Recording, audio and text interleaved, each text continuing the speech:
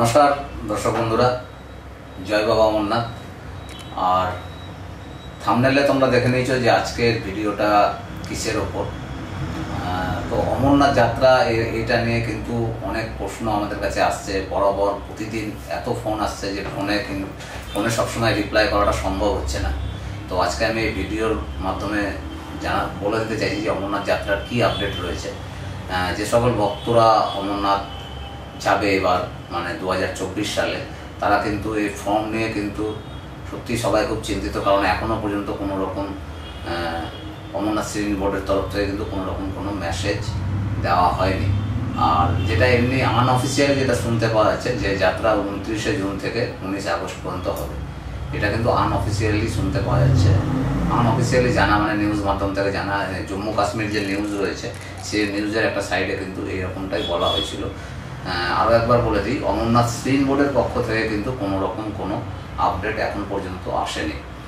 আর আরও একটা প্রশ্নের আমি উত্তর দিয়ে দিই, সেটা হচ্ছে যে অনেকে এবার জিজ্ঞেস করছে যে যেহেতু এবার বায়োমেট্রিক হয়ে গেছে, তো বায়োমেট্রিকটা তারা নিজের শহরে থেকে কি করে করবে। তাদের উদ্দেশ্যে বলে দিয়েছে যে বায়োমেট্রিক কিন্তু এখানে কোনো রকমভাবে হবে না। যারা অফলাইন করবে তাদের যদি ব্যাংকে হয় তাহলে হতে পারে, আর যারা অনলাইন করবে তাদের কিন্তু বায়োমেট্রিক কোনোভাবে সম্ভব না। তারা জম্মু কাশ্মীরে নেমে বা যেখানে নামুক সেখানে নেমে, যেখানে RFID জম্মু কাশ্মীরে নেমে কিন্তু পাশেই RFIDর কাউন্টার থাকবে, সেই RFID কার্ড যখন আপনারা সংগ্রহ করবেন সেখান থেকে কিন্তু গিয়ে আপনারা বায়োমেট্রিকটা সেখানেই আপনাদের হয়ে যাবে। তো এটা ছিল আজকের আপডেট। আর কেউ মানে সকল ভক্তরা যে এত চিন্তিত হয়েছে যে অমরনাথ যাত্রা কী হবে, কারণ এবার হচ্ছে সবচেয়ে বড় যেটা প্রবলেম সেটা হচ্ছে ইলেকশন।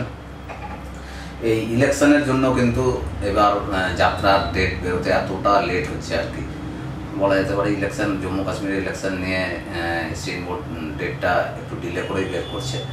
তো এইটা হচ্ছে অমরনাথ যাত্রার সবচেয়ে বড় আপডেট।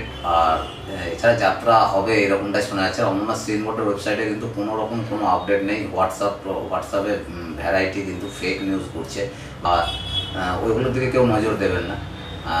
আর একটা কথা বলে রাখি যে অনেক ভক্তরা বলছে যে ট্রেনের টিকিট দিনের পর দিন শেষ হয়ে যাচ্ছে। হ্যাঁ, এটা তো সত্যি কথাই। তবে ট্রেনের টিকিটটা কিন্তু আপনাদের বুক করে নেওয়া উচিত, কারণ আনঅফিসিয়ালি যেটা শুনতে পাওয়া যাচ্ছে যে 29শে জুন থেকে শুরু হবে। তো আপনারা ওই রকম হিসাব করে একটা 3-4 তারিখ নাগাদ কিন্তু আপনারা ট্রেনের টিকিট বুক করতে পারেন। ওই রকম একটা হিসেব করে ট্রেনের টিকিট বুক করে নিতে পারেন। আর মেডিকেলে অনেকে আবার এরকমও শোনা যাচ্ছে যে মেডিকেল নাকি স্টার্ট হয়ে গেছে, কিন্তু অ্যাকচুয়ালি মেডিকেল স্টার্ট হয়নি, কারণ শ্রীনিবাস বোর্ড থেকে কোনো রকম কোনো মেসেজই আসেনি।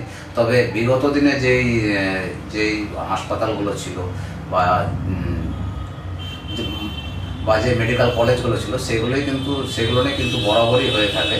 আর মেডিকেল ফর্মটাও কিন্তু সেই অনুসারে কিন্তু অনেকে গিয়ে মেডিকেল করিয়ে নিচ্ছে। তো আপনারা চাইলে করিয়ে নিতে পারেন, কিন্তু বাট পরবর্তীতে কোনো অসুবিধা হলে তবে কিন্তু মানে দ্বিতীয়বার আবার আপনাদেরকে মেডিকেলটা করাতে হবে।